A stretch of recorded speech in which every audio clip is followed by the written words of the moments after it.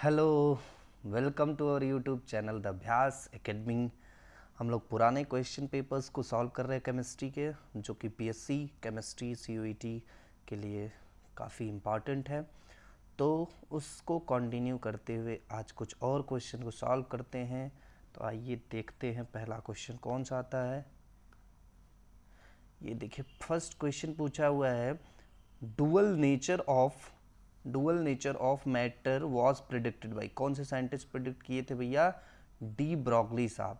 De Broglie साहब ने किया था ना, तो ऑप्शन बी करेक्ट है। डी ब्रॉगली ने ही क्या किया था? डुअल नेचर ऑफ मैटर को प्रिडिक्ट किया था 1923 में। ठीक है, तो इसका फर्स्ट ऑप्शन, ये तो आपको याद करने की है कि इस पहले क्वेश्चन का second option is the right answer. ठीक, चलिए नेक्स्ट क्वेश्चन की तरफ मूव करें।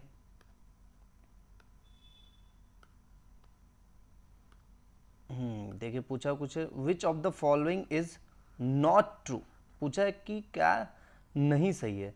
तो अगर हम ऑप्शन में देखें तो ये NaOH तो बेसिक होता है, AlOH का थ्राइस एम्पोटेरिक नेचर का होता है। अगर हम देखें ऑप्शन को तो BOH3 का thrice is acidic, BOH thrice is basic. तो यहाँ पे कुछ ऑप्शन हमको सही या गलत दिख रहा है।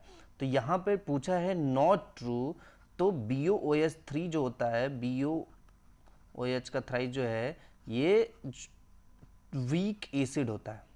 क्या होता है? Weak acid. तो वीक एसिड है मतलब एसिडिक नेचर का है, बेसिक नहीं होगा, तो यही ऑप्शन करेक्ट है। बाकी सारे यहाँ सही है, ये गलत है, बेसिक नहीं होता। BOH thrice is acidic nature. ठीक है, चलिए नेक्स्ट क्वेश्चन की तरफ दौड़ते हैं। ये देखिए क्वेश्चन पूछा हुआ है, IUPAC name of the element of atomic number 108। 108 atomic number दिया है, मतलब हैसियम HS होता है, उसका IUPAC नेम पूछा हुआ है। ठीक है, तो उसका UNO होता है, IUPAC नेम याद कर लेंगे, ये सब चीज़ें याद करने वाली हैं। ठीक है, ऐसे क्वेश्चन जल्दी पूछता नहीं है, कभी कभार आपको पूछ सकता है। तो कई सारे एलिमेंट हैं जिनका IUPAC नेम आपको लिस्टेड है। ठीक है, चलिए नेक्स्ट क्वेश्चन की तरफ मूव करते हैं।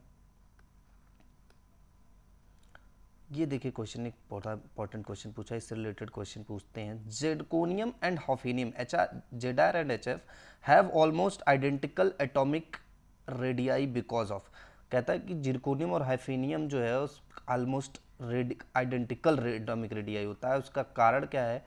Lanthanide construction.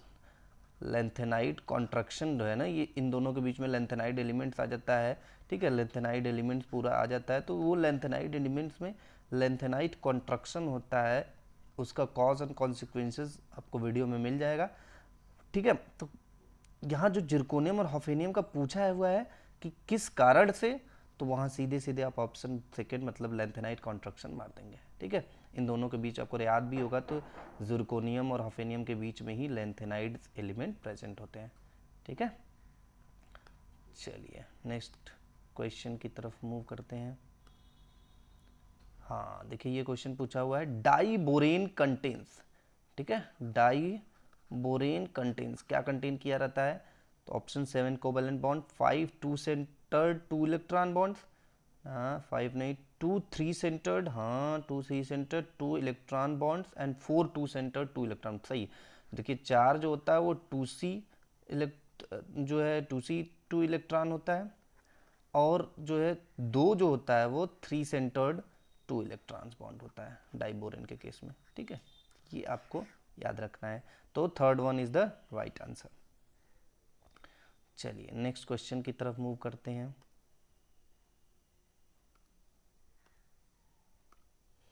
हाँ देखिए, ये क्वेश्चन पूछा है, stability of chlorides in +1 oxidation state of element 13 of 13 group, the periodic table increase going down the group because of. ये पूछा हुआ है ना कि हाँ क्लोराइड मतलब कि जो 13 ग्रुप है, 13 ग्रुप कौन सा है? बाल गंगाधर तिलक वाला, BAL।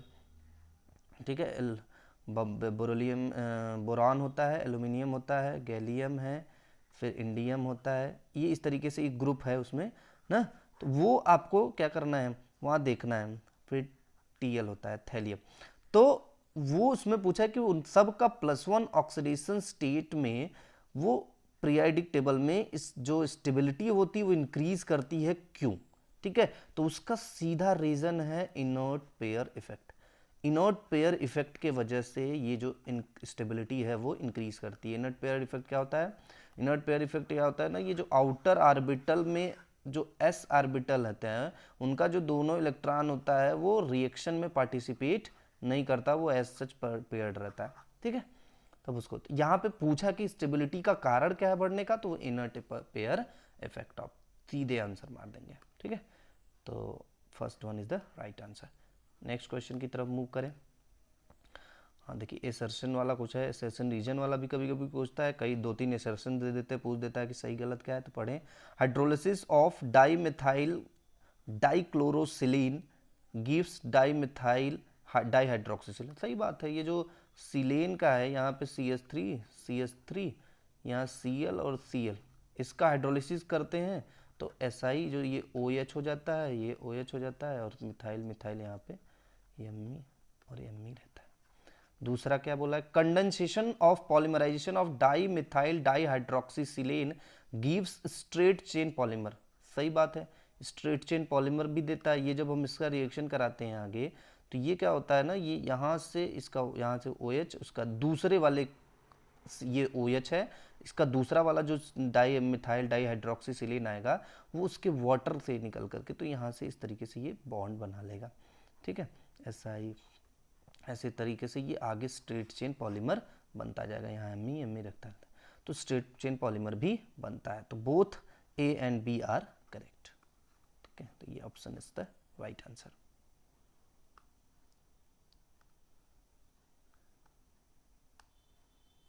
नेक्स्ट क्वेश्चन की तरफ मूव करें। Oxidation state of Ni in NiCN4 minus, ठीक है। Ni दे दिया CN4 और यहाँ पे दिया है 4 माइनस, ठीक है। इसका ऑक्सीडेशन स्टेट Ni का पूछा, सिंपल है। निकालने का तरीका क्या भी है, X माइनस क्या लिखा हुआ है, NiCN4 4 माइनस, ठीक है। देखिए कैसे निकलेगा, X यहाँ पे X है, ठीक है। यहाँ Cn पे कितना चार्ज होता है, -1, तो -1 इधर देखें कायदे से X प्लस 4 इंटू -1, क्योंकि Cn 4 है, इक्वल्स टू -4। टोटल पे कितना चार्ज है, -4। तो ये X यहाँ पे -4 होगा तो ये उधर जाएगा +4 हो जाएगा, तो +4 -4 इक्वल टू 0। मतलब ऑक्सीडेशन स्टेट यहाँ पे Ni का कितना है, 0 है। तो third one is the right answer, ठीक है। इस तरीके से ऑक्सीडेशन स्टेट आप निकाल सकते हैं आसानी से। नेक्स्ट क्वेश्चन की तरफ मूव करें। देखिए ये पूछा है प्रोसोडियम Pr का इलेक्ट्रॉनिक कॉन्फ़िगरेशन। देखिए यहाँ पे थोड़ा कन्फ्यूजन इलेक्ट्रॉनिक कॉन्फ़िगरेशन होता है। आपको कई जगह आपको ये मिलेगा 4f3 और 6s2, ठीक है, ये इलेक्ट्रॉनिक कॉन्फ़िगरेशन मिलेगा। पर यहाँ पे चूंकि डी वाले केस से इलेक्ट्रॉनिक कॉन्फ़िगरेशन दिया हुआ है तो वहाँ आप आसानी से आंसर जो है ये मार सकते हैं। यहाँ पे दिया है क्या, 4f3। अगर 4f3 6s2 5d0 दिया हुआ है तो आपको वही आंसर लगाना है, ठीक है। कहीं कहीं आपको 4f2 5d1 में भी इलेक्ट्रॉन दे देता है, पर अगर यहाँ 4f3, अगर ये 4f3 ऑप्शन में दिया हुआ है 4f3 6s2, तो आपको वो आंसर मानना है, ठीक है। चलिए नेक्स्ट क्वेश्चन की तरफ मूव करें। देखिए ये पूछा हुआ है भैया, which one of the following is salicylic acid. Salicylic acid पूछा, तो सैलिसिलिक एसिड क्या होता है, ortho hydroxy benzoic acid, ortho hydroxy benzoic acid, इसी को तो सैलिसिलिक बोलते हैं भैया ना। तो ऑर्थो हाइड्रोक्सी बेंजोइक एसिड खोजिए कहाँ है, ये देखिए यहाँ पे ये बेंजोइक है, उसका ऑर्थो पोजीशन पे हाइड्रोक्सी है, यहाँ दोनों COH, यहाँ तो पैरा वाला है, ये दोनों COH, तो ये option is the right answer, second one is the right answer, ठीक है। चलिए नेक्स्ट क्वेश्चन की तरफ मूव करें। देखिए ये रिएक्शन पूछा हुआ है, RNH2 मतलब ये एल्काइल अमीन है CHCl3, ठीक है। CHCl3 एल्कोहलिक KOH के प्रेजेंस में रिएक्ट कर रहा है।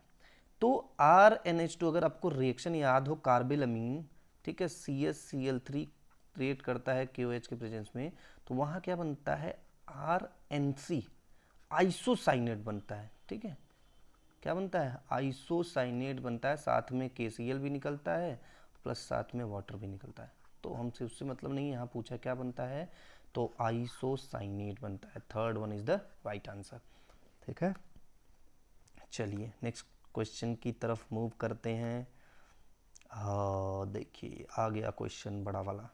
Which of the following molecule is chiral. देखने में तो इतना बड़ा, पर आंसर बड़ा आसानी से दे सकते हैं। कायरल पूछा हुआ है, तो कायरल का मतलब क्या होता है कि ऐसा सेंटर जिससे चारों डिफरेंट एटम जुड़े हुए हैं। क्या जुड़े हुए हैं, चारों डिफरेंट एटम जुड़े हुए हैं। तो अगर हम यहाँ पे देखें सेंटर पे सीधे देखिए, ये सेंटर है, इससे जुड़ा हुआ है OH H COH H। क्या चारों डिफरेंट है कि नहीं, यहाँ पे देखिए 2 Cl, यहाँ पे देखिए 2 COH। यहाँ की बात करेंगे, देखिए यहाँ पे प्लेन ऑफ सिमेट्री सीधे सीधे, तो आपको ये दोनों तीनों सीधे सीधे दिख रहा है कि ये नहीं है कायरल भैया, लेकिन second one is the chiral. ठीक है, तो इसको तुरंत मार करके आंसर आगे बढ़ जाएंगे।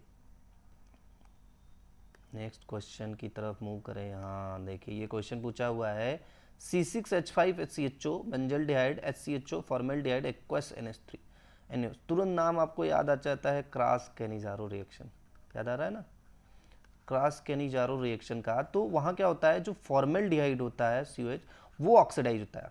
कैनिजारो रिएक्शन में क्या होता है, 2 एल्डिहाइडिक मॉलिक्यूल जो होते हैं जिनमें अल्फा हाइड्रोजन नहीं होता है, तो वो उसमें क्या होता है कि एक क्या होता है ऑक्सीडाइज हो जाता है एसिड में, एक रिड्यूस हो जाता है अल्कोहल में। तो वहाँ जो फॉर्मेल्डिहाइड वाला है वो ऑक्सीडाइज हो जाएगा एसिड में, मतलब NaOH है उसके प्रेजेंट में SCONA में चेंज हो जाएगा।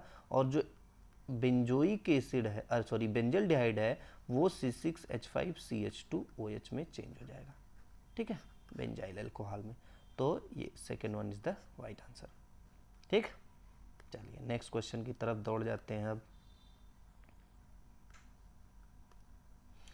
ये देखिए 14वां क्वेश्चन पूछा हुआ भैया आज का, number of unpaired electrons in O2। एक को याद अगर आपको है, फटाफट सबका निकाल लेंगे। जैसे देखिए जो आपको अगर O2 का एमओ डायग्राम अगर याद होगा, तो वहाँ पे क्या होता था ये भैया भैया, बाकी 2s वाला तो आपको पता ही है। ठीक है, O2 में ये दोनों अनपेयर्ड इलेक्ट्रॉन होते थे ना, 2 अनपेयर्ड इलेक्ट्रॉन। अगर आपको याद है सही से, तो O2 में 2 अनपेयर्ड इलेक्ट्रॉन होते थे। तो सीधे सीधे अगर देखेंगे तो ये अल्टरनेट यहीं का ऑप्शन सीधे दिख ही रहा है 2, और कोई पहले ऑप्शन पे 2 दिख ही नहीं रहा है। और अगर हम आगे की देखने की बात कर ले, तो O2 प्लस है, मतलब एक इलेक्ट्रॉन कहाँ गया भैया, कम हो गया, तो ये गया, एक अनपेयर्ड इलेक्ट्रॉन बचा। O2 माइनस है, तो एक और अनपेयर्ड इलेक्ट्रॉन आ गया यहाँ पे, तो इस तरीके से तब भी एक ही बचा। O2 2 माइनस है, तो दोनों हो गया, मतलब 0 हो गया। तो जो ऑप्शन सही आ रहा है वो 2 1 1 0। तो यहाँ देखिए 3 third is the right answer. एकदम सिंपल है एमओ डायग्राम, बस आपको एक याद रहे, तुरंत आप बता देंगे कि क्या होगा आंसर। चलिए तब हम लोग नेक्स्ट क्वेश्चन की तरफ दौड़ते हैं। देखिए यहाँ पूछा हो, group precipitating reagent for barium. Barium पूछ दिया, मतलब फोर्थ ग्रुप, आपको याद होगा एनालिसिस में कि ठीक है, उसमें ग्रुप कैटायंस जो बेरियम वाले हैं फोर्थ ग्रुप के, क्वालिटी एनालिसिस, तो ग्रुप प्रेसिपिटेटिंग रिएजेंट पूछा है, तो फटाफट उसको तो याद होना चाहिए, फट से लगाएं, H2S होता है सेकेंड ग्रुप का ऐसे। तो आपको क्या है, इसमें ग्रुप फोर्थ में जो एल्कलाइन सोल्यूशन होता है किसका, NH4 ट्वाइस CO3, मतलब अमोनियम कार्बोनेट का। ठीक है, तो third one is the right answer. चलिए नेक्स्ट क्वेश्चन की तरफ मूव कर देते हैं हम लोग। हाँ देखिए ये एसर्शन पूछा हुआ है 2 ठो। पूछा कि NiCN4 2 minus is square planar and diamagnetic, Ni2 plus in NiCN2 minus has DsP2 hybridization. अब हम लोग देख लेते हैं कि क्या है भैया इसका। NiCN4 की बात कर लें अगर, 2 माइनस है, तो इसका मतलब यहाँ Ni2 प्लस ऑक्सीडेशन स्टेट में, तो Ni का होता है 3D8 4s2, Ni2 प्लस का हो जाएगा 3D8 4s में से 0। जब अगर ऑर्बिटल का पिक्चर बना देते हैं, 4 1 2 3 4 5 और यहाँ 6 7 और 8। ये जो Cn है ना, ये बड़ा पावरफुल है। क्या है? बड़ा पावरफुल है। ये इनको महाराज को कहेगा, ये भैया ये आप लोग अलग अलग कैसा रह रहे हैं, आप एक रूम में चलिए, यहाँ जगह खाली करिए, यहाँ जो है बैठे हुए हैं आराम से, ये लोग बेचारे हैं, तो तुरंत इनको भेजेगा यहाँ। तो ये जा करके यहाँ पेयर हो जाएगा और यहाँ हो जाएगा खाली। आगे के एस खाली रहेंगे, पी खाली रहेंगे। तो जो Cn आएगा वो यहाँ एक इलेक्ट्रॉन दे देगा, यहाँ इलेक्ट्रॉन दे देगा, यहाँ इलेक्ट्रॉन दे देगा और यहाँ। तो जो हाइब्रिडाइजेशन बनेगा वो DsP2 बनेगा। अब अनपेयर्ड इलेक्ट्रॉन की बात कर ले तो यहाँ पे अनपेयर्ड इलेक्ट्रॉन कहीं कुछ दिख रहा है, क्योंकि भैया ये पेयर अनपेयर्ड था, लेकिन अभी Cn आया ना, इसको तोड़ के तुरंत कहा गया है निकलो यहाँ से, इस वाले में चलो, तो यहाँ चला गया। तो इसका मतलब ये डायामैग्नेटिक होगा, होगा ना। और भैया स्क्वायर प्लेनर भी होगा, क्योंकि जो हाइब्रिडाइजेशन है वो DsP2 आ रहा है, DsP2। और Na प्लस यहाँ पूछ दिया कि Cn मोन में हैज़ DsP2 हाइब्रिडेशन, तो ये भी सही है और ये दोनों भी कंडीशन यहाँ पे सही है। इसका मतलब क्या है, statement A and B both are true. ठीक है, तो third one is the right answer. चलिए नेक्स्ट क्वेश्चन की तरफ दौड़ते हैं हम लोग। हाँ, ये देखिए क्वेश्चन पूछा हुआ है, number of unpaired electrons Cr3 plus Mn3 plus Fe3 plus CO3 plus R। तो आपको क्या करना है, Cr3 plus Mn3 plus Fe3 plus CO3 plus, सबका आपको पता होना चाहिए एटॉमिक नंबर। भैया Cr का जो अंतिम इलेक्ट्रॉनिक कॉन्फ़िगरेशन होता है वो 3d5 4s1 होता है। Mn की बात कर ले तो वहाँ 3d5 4s2 होता है। Fe की बात कर ले तो 3d6 4s2 होता है। कोबाल्ट की बात कर ले तो 3d7 4s2 होता है। तो जो इलेक्ट्रॉन्स निकलेंगे, देखिए Cr3 प्लस है तो एक इलेक्ट्रॉन यहाँ से, दो इलेक्ट्रॉन यहाँ, तो मतलब 3d3 बचा। यहाँ पे Mn3 प्लस है, दो यहाँ से एक यहाँ से, 3d4 बचा। और यहाँ से क्या भैया, दो यहाँ से निकले एक यहाँ से निकले, तो 3d5 बचा। यहाँ पे क्या है, 3d6 बचा। तो जो अनपेयर्ड इलेक्ट्रॉन की बात करेंगे तो यहाँ तीनों अनपेयर्ड है, यहाँ पे चारों अनपेयर्ड, यहाँ पे पांचों अनपेयर्ड, यहाँ पे लेकिन फिर 4 आ जाएगा। क्यों? क्योंकि एक जब 5 बार जाएंगे तो 5 ऑर्बिट डी में 5, तो एक यहाँ पेयर हो जाएगा, 4 अनपेयर्ड बच जाएगा। ठीक है, तो देखिए 3 4 5 और 4, ये first one is the right answer. ठीक है, समझ में आया ना, बहुत आसान है भैया, हम लोग पटाख से कर लेते हैं। चलिए नेक्स्ट क्वेश्चन की तरफ दौड़ते हैं। हाँ, ये क्वेश्चन पूछा हुआ है, last element in the actinide series. Actinide series का लास्ट एलिमेंट ये भैया लॉरेंस साहब है, लॉरेंसियम। ठीक है, लॉरेंस साहब, Lr 103 एटॉमिक नंबर होता है ना, लास्ट एक्टिनाइड एलिमेंट है लॉरेंसियम। ठीक है, चलिए नेक्स्ट क्वेश्चन की तरफ मूव करते हैं। ये क्वेश्चन पूछा हुआ है, डाइक्लोरोबिस इथेन 1,2 डाइमीन मतलब ethylene diamine cobalt third is. सीधे सीधे क्वेश्चन पूछा है कोबाल्ट थर्ड। देखिए ये 2 Cl है, यहाँ 2 En है, तो बिस इथाइलिन डाइमीन है मतलब 2 En है। ठीक है, यहाँ पे +1 है ऑक्सीडेशन स्टेट, यहाँ सब जगह वही +1 और +1 देखना है। तो कैसे देखेंगे, यहाँ पे अगर हम x की बात करें, x प्लस -2 जाएगा, +0 उस पर कोई नहीं होता, +1, तो यहाँ x +2 +1 हो जाएगा, तो 3 हो जाएगा, 3 ऑक्सीडेशन। वहीं यहाँ की बात कर ले तो यहाँ पे 2 माइनस यहाँ है,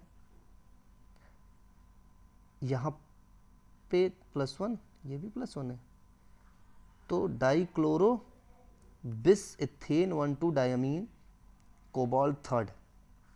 ये तो पहले नहीं होगा क्योंकि यहाँ पे 4 हो जाएगा भैया, 2 एक इधर माइनस है, ये 2 माइनस, उधर 1 प्लस जाएगा तो 1 प्लस में हो जाएगा, नहीं होगा। यहाँ पे भी 2 माइनस है, 2 0 हो जाएगा, तो यहाँ पे +1 है, ये भी +1 है, ये कुछ मिस्टेक दिया हुआ है लग रहा है।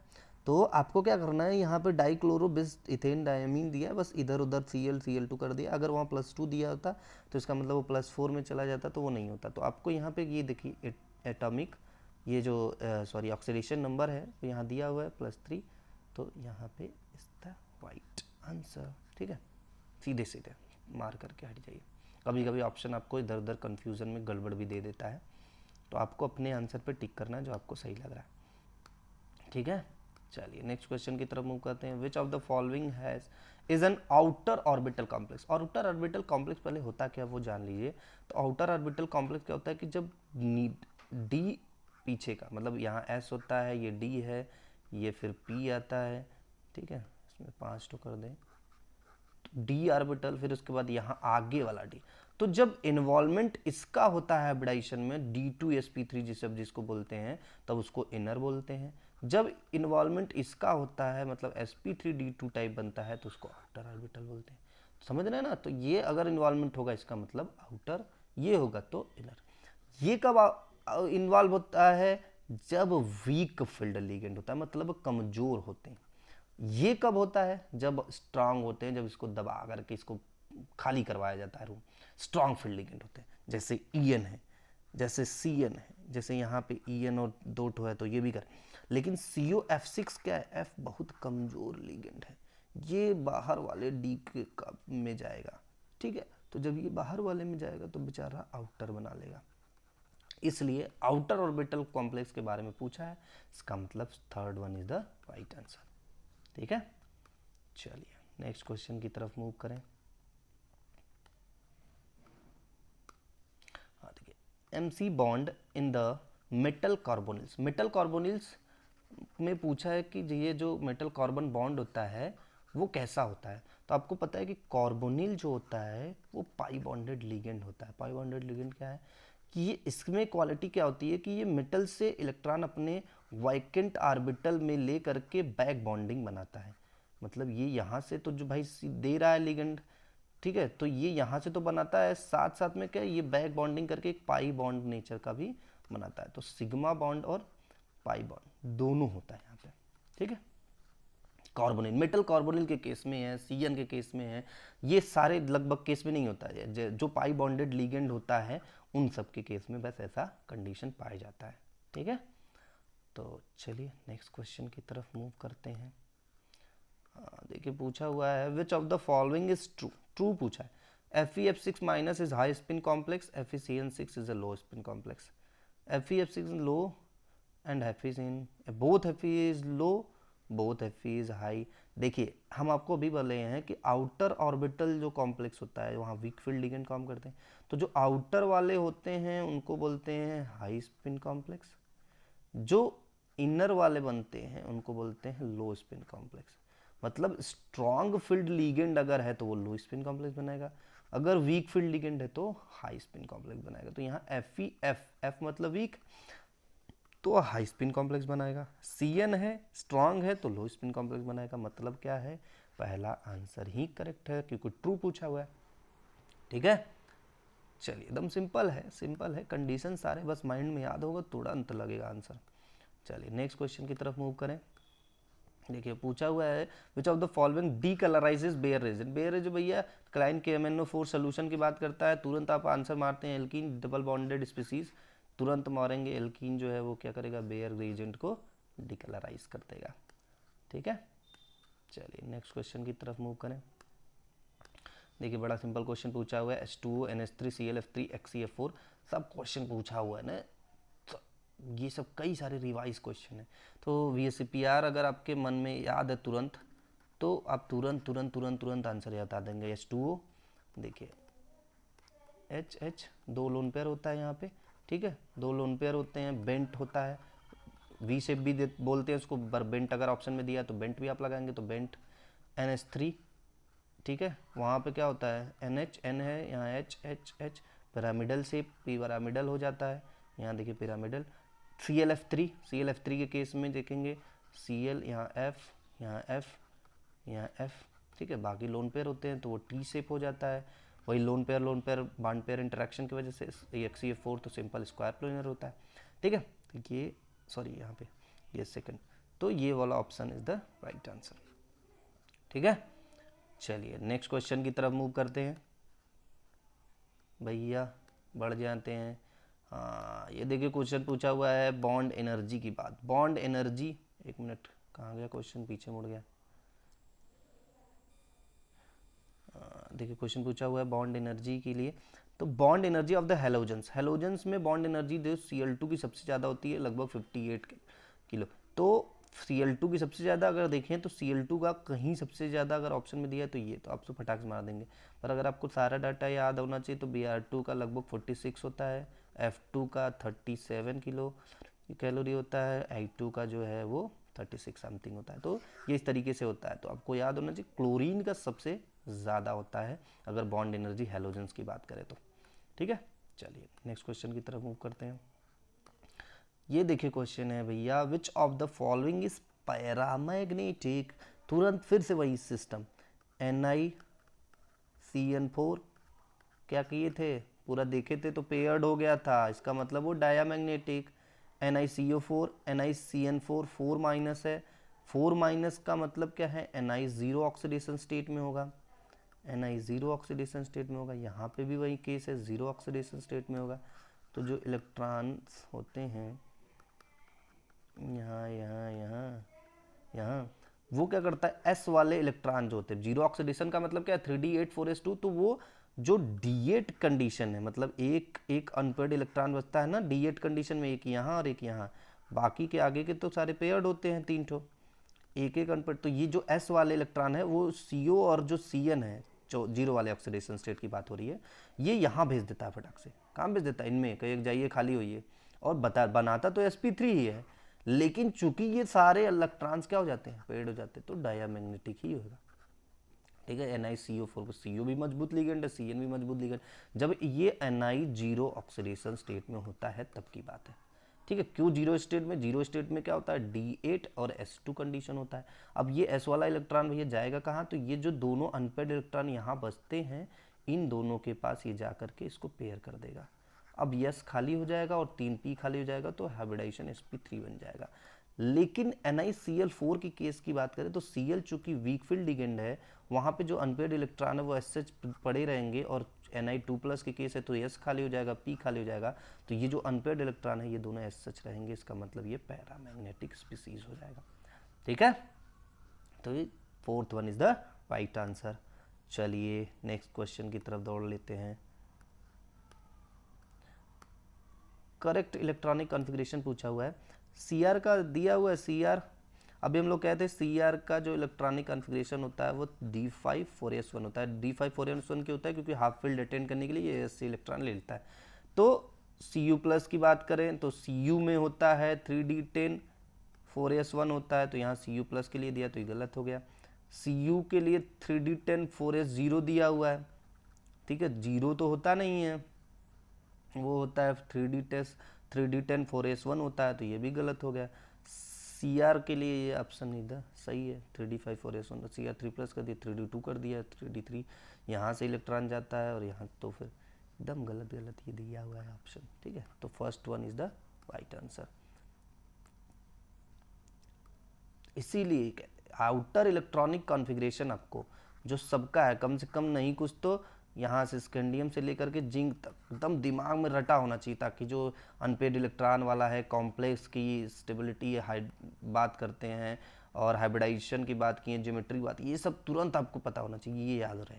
तो ये याद कर लेंगे तो ऐसे क्वेश्चन आएंगे उसको भी सॉल्व कर लेंगे, और हाइब्रिडाइजेशन वगैरह भी कैलकुलेट कर लेंगे एकदम आसानी से। नेक्स्ट क्वेश्चन की तरफ देखिए, क्वेश्चन पूछा हुआ भैया, in the ground state of the atom the orbitals are filled by electrons according to aufbau principle क्या कहता है, 1s 2s, ये तो पहले 1s में भरेगा, फिर 2s में, फिर 3s में, इस तरीके से भरेगा।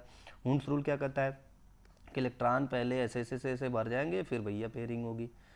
ठीक है, पाउली एक्सक्लूजन कब क्या कहता है कि no two electrons within the same atom can have the same values for the 4 quantum number, चारों क्वांटम नंबर सेम नहीं होंगे।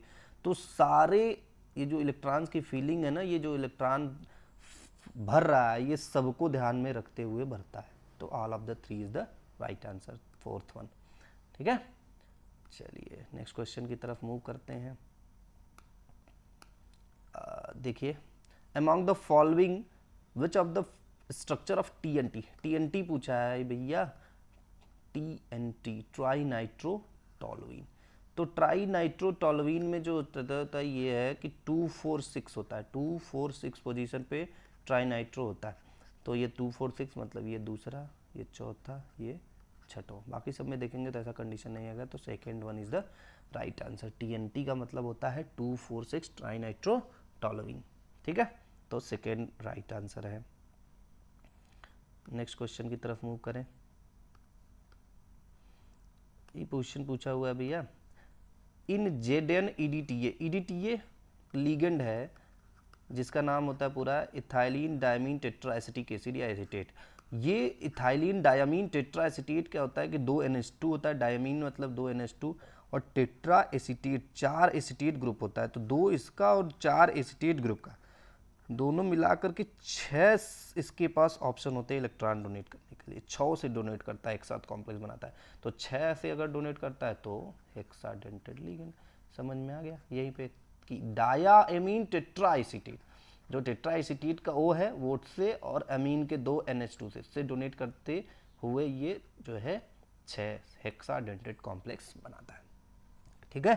तो ये पहला आंसर यहाँ सही है। तो आज हम लोग 30 क्वेश्चन सॉल्व किए हैं। अभी आज के लिए इतना ही रखते हैं।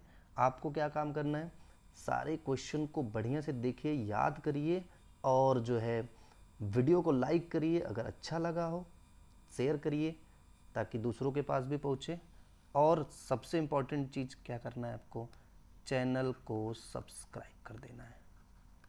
सब्सक्राइब कर देंगे तो क्या होगा भैया, सब्सक्राइब कर देंगे तो चैनल पे आने वाले वीडियोस तुरंत आपके पास पहुंच जाएंगे। तो अभी के लिए इतना ही, खूब मन लगा के पढ़िए।